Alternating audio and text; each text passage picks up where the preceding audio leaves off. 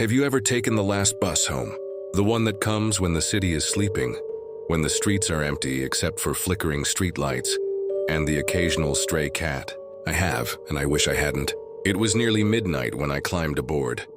The familiar hiss of the doors closing behind me should have been comforting, but something felt different.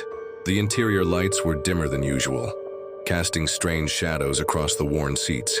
I wasn't alone. Other passengers sat scattered throughout the bus, but none of them moved. None of them spoke.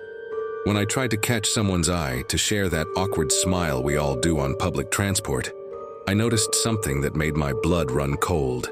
In the window's reflection, their faces were wrong, blurred, like someone had taken an eraser to a photograph. The bus began taking turns I didn't recognize. Streets that shouldn't exist appeared before us. Roads that twisted impossibly through neighborhoods I'd never seen. I pulled out my phone to check the map, but the screen showed nothing but static. That's when panic started creeping in. I stood up, stumbling slightly as the bus swayed, and made my way toward the front.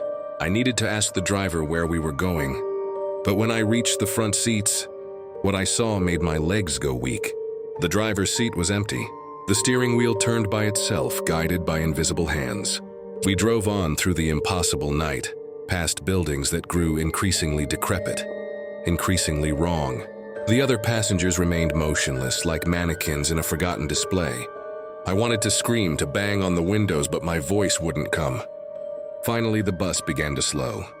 Through the grimy windows, I could see what looked like a bus station. But this wasn't any station I knew. The platform was crowded with people standing perfectly still, their faces as blurred as my fellow passengers.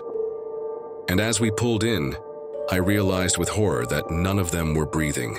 None of them were alive. Welcome to the last stop before midnight, a station where all the missing buses go, where all the forgotten passengers wait. Forever. I'm still here, you see. We all are. And sometimes, on very quiet nights, we watch as new passengers board that final bus home.